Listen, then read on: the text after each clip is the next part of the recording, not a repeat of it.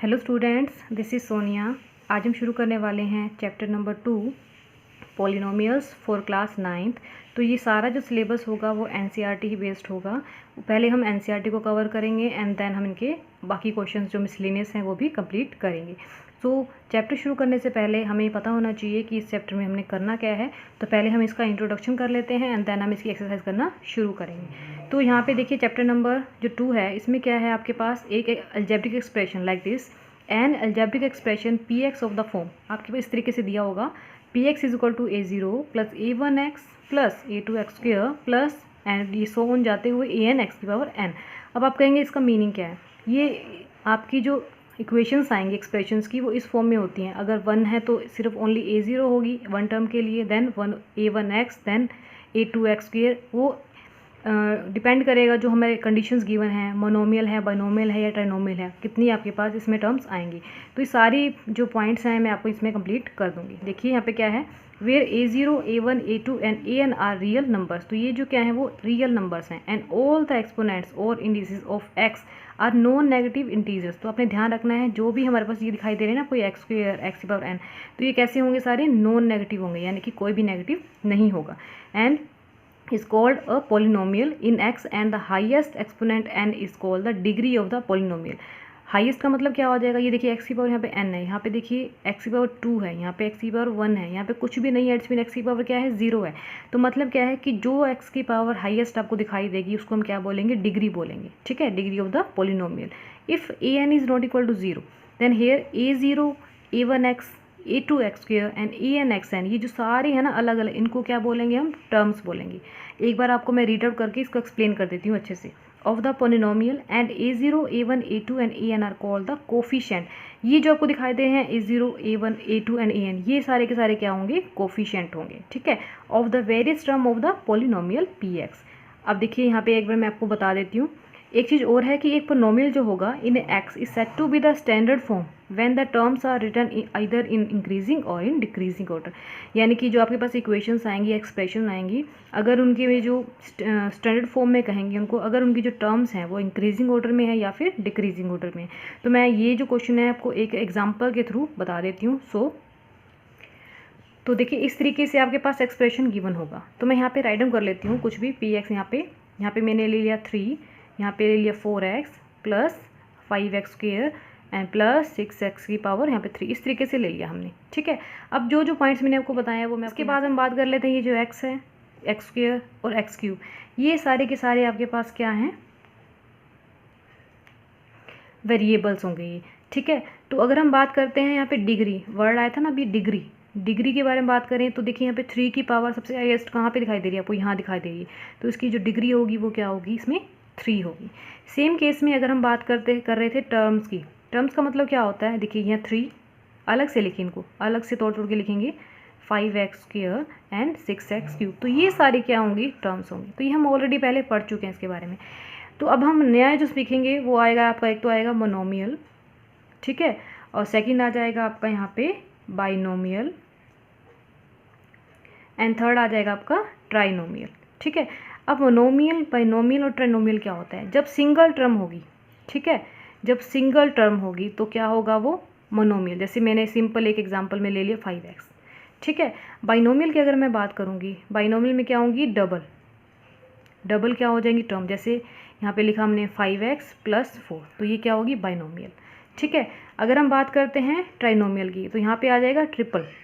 ठीक है, जैसे 5x square plus 4x and plus 2। यानी कि मोनोमियल की बात करें तो एक टर्म यूज़ करेगा, बाइनोमियल की बात करेंगे तो 2 टर्म्स यूज़ होंगी, एंड ट्राइनोमियल्स की बात करेंगे तो कितनी टर्म्स यूज़ होंगी, 3 टर्म्स यूज़ होंगी। तो ये अपने पॉइंट्स याद रखने हैं। तो बाकी के पॉइंट्स की हम बात कर लेते हैं।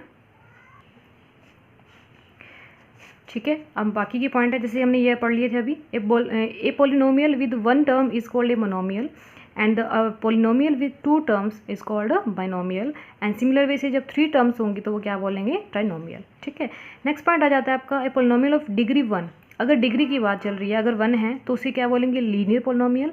और अगर डिग्री कितनी है 2 तो उसे क्या बोलेंगे, क्वाड्रिक पोलिनोमियल। और अगर डिग्री आ जाती है 3 तो क्या बोलेंगे, क्यूबिक पोलिनोमियल। तो इसका भी आपको मैं एक बार एग्जांपल दे देती हूँ। देखिए हम बात कर रहे थे लीनियर पॉलिनोमियल की। लीनियर पॉलिनोमियल का मतलब हो जाएगा लाइक दिस, आपके पास दिया हुआ है 5x + 4। इसमें जो x है ना, देखिए इसकी पावर कितनी है 1, तो जब डिग्री क्या होगी 1 होगी तो उसे क्या बोलेंगे हम, लीनियर पॉलिनोमियल बोलेंगे। फिर उसके बाद आता है क्वाड्रिक पॉलिनोमियल, जैसे आपके पास लिखा हुआ है x² + 4x + 5। यहाँ पे देखिए x की डिग्री कितनी दिखाई दे रही है आपको, डिग्री आपको बताया था ना जो मैक्सिमम वैल्यू होती है, पावर होती है x की, डिग्री कितनी है 2, तो इसे क्या बोलेंगे हम, क्वाड्रिक पॉलिनोमियल। उसके बाद आ जाता है आपका क्यूबिक पॉलिनोमियल, जैसे यहाँ पे लिखा मैंने x³ + 4x² + 5x + 2, इस तरीके से लिखा है। तो यहाँ पे है मैक्सिमम पावर कितनी है 3, डिग्री कितनी है यहाँ पे 3 दिखाई दे रही है आपको, तो ये क्या हो जाएगा आपका क्यूबिक पॉलिनोमियल। आई होप आपको क्लियर हो गया पॉइंट सभी। तो ये जो हमने अभी तक रीड आउट किया सारा, तो ये आपकी जो इसकी एक्सरसाइजेज हैं तो उसमें डायरेक्ट पूछेगा आपसे find out the monomials terms, इसमें मोनोमियल टर्म्स कौन सी हैं, एक्सप्रेशन दे देगा, पूछेगा क्या ये बाइनोमियल है, ट्राइनोमियल है। तो इस तरीके से आपके जो MCQs क्वेश्चन है ना, उसमें ये क्वेश्चन डायरेक्ट आ सकते हैं। तो नेक्स्ट हम कर लेते हैं इसके आगे। नेक्स्ट देखिए, a real number a is called a zero of polynomial px if pa is equal to 0. In this case a is called the root of the equation.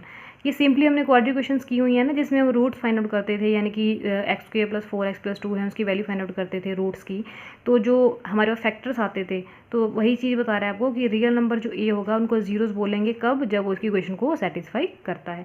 Then आता है every linear polynomial in one variable has a unique zero. तो जो भी polynomial होंगे किसके साथ, one variable के साथ, तो उनके पास क्या होंगे, यूनिक जीरो होंगे। नेक्स्ट आता है आपका रिमाइंडर थ्योरम। ये दो थ्योरम्स है इसमें आपके पास, एक तो रिमाइंडर थ्योरम है, दूसरी फैक्टर थ्योरम है। तो ये इसके आपके पॉइंट्स आपको अच्छे से ध्यान में होने चाहिए। तो रिमाइंडर थ्योरम की अगर हम बात करते हैं, let px be any polynomial of a degree greater than और इक्वल टू 1, यानी px कोई पॉलिनोमियल है जिसकी जो डिग्री है वो ग्रेटर देन और इक्वल टू 1 है, यानी कि कोई ना कोई डिग्री तो होगी ही। And A B any real number, और ए कोई रियल नंबर है। If px is divided by x - a then remainder is pa। ठीक है, तो ये थोड़ा थियोरटिकल पार्ट है, तो मैं आपको इसका एग्जाम्पल दे के अभी बताऊंगी तो आपको क्लियर हो जाएगा। वैसे इसका मीनिंग क्या है कि आपके पास कोई भी अगर पॉलिनोमियल गिवन है, ठीक है, जिसकी जो पावर है या तो वो ग्रेटर देन होगी 1 से, या फिर 1 तो होगी ही। अगर आप उसको x - a किसी भी नंबर से डिवाइड करेंगे तो आपके पास जो रिमाइंडर आएगा वो क्या आएगा, pa बचेगा। तो मैं इसका एक एग्जांपल आपको दे के एक्सप्लेन करती हूँ अच्छे से। देखिए यहाँ पे क्वेश्चन लिखा हुआ है x² + 4x + 1 is divided by x + 2। ठीक है, इससे हमने क्या करना है, इसे डिवाइड करना है। तो अब देखिए यहाँ पे क्या दिया हुआ है आपके पास, डिवाइड करना है हमें इसे x² + 4x + 1 से। ठीक है, तो यहाँ पे हम px लिख लेते हैं, इसको px की फॉर्म में राइट डाउन करना है। सो x² + 4x + 1। तो ये इक्वेशन कौन सी है, देखिए पावर कितनी है इसकी 2, यानी कि डिग्री 2 होगी, तो ये कौन सी इक्वेशन होगी, क्वाड्रिक इक्वेशन। तो अब देखिए यहाँ पे x प्लस यहाँ पे क्या दिया हुआ है 2, तो यहाँ से x की वैल्यू फाइंड आउट करेंगे, कितनी आ जाएगी -2, यानी कि इस इक्वेशन में हम क्या पुट कर देंगे, -2। तो पुट करें, -2 की पावर क्या आ जाएगी 2 + 4 - 2 + 1। तो यहाँ पे क्या आ गया, देखिए 2 की पावर 2 करेंगे तो यहाँ पे आ जाएगा 4, माइनस की मल्टीप्लाई माइनस से करेंगे तो पॉजिटिव। अब माइनस का 4 × 2 = 8 एंड प्लस के 1। अब देखिए 4 + 1 क्या हो गया 5 - 8, तो क्या रिजल्ट आया -3। तो ये जो -3 आया ना, यही इसका क्या होगा, रिमाइंडर होगा। ठीक है, तो यही आपको वो बात एक्सप्लेन कर रहा था। अब हम बात कर लेते हैं नेक्स्ट फैक्टर थ्योरम्स की। नेक्स्ट आ जाती है आपकी factor theorem. x - a is a factor of the polynomial. Factor का मतलब ये जो आपके पास इक्वेशन गिवन होगी उसको कम्प्लीटली सेटिस्फाई करेगा। So px if pa is equal to 0 and conversely if x - a is factor of px then pa is equal to 0। यानी कि आपके पास जो भी कंडीशन गिवन होगी ना, वो पूरी इक्वेशन में फिल करने के बाद वो क्या आ जाएगा, रिजल्ट 0 आ जाएगा। अगर वो रिजल्ट 0 आएगा तो वो इस कंडीशन को फॉलो करेगा। तो ये हमारी क्या हो जाती है, फैक्टर थ्योरम। तो इसका भी हम एक एग्जाम्पल कर लेते हैं, देन ये पॉइंट भी अच्छे से क्लियर हो जाएगा। सो आपके सामने एग्जाम्पल है, देखिए x + 2 is the factor of x² + 4x + 4। तो चेक कैसे करेंगे कि कोई भी जो वैल्यू हमें गिवन है वो उसका फैक्टर है या नहीं। तो क्या करेंगे आप, ये x + 2 है, इसको इक्वल टू क्या पुट कर देंगे 0। तो यहाँ पे x की वैल्यू क्या आ जाएगी -2। तो अब हम ये वैल्यू क्या पुट करेंगे, इसमें पुट कर देंगे। तो ये हमारा क्या है, px है। सो x² + 4x और ये प्लस में क्या है यहाँ पे 4।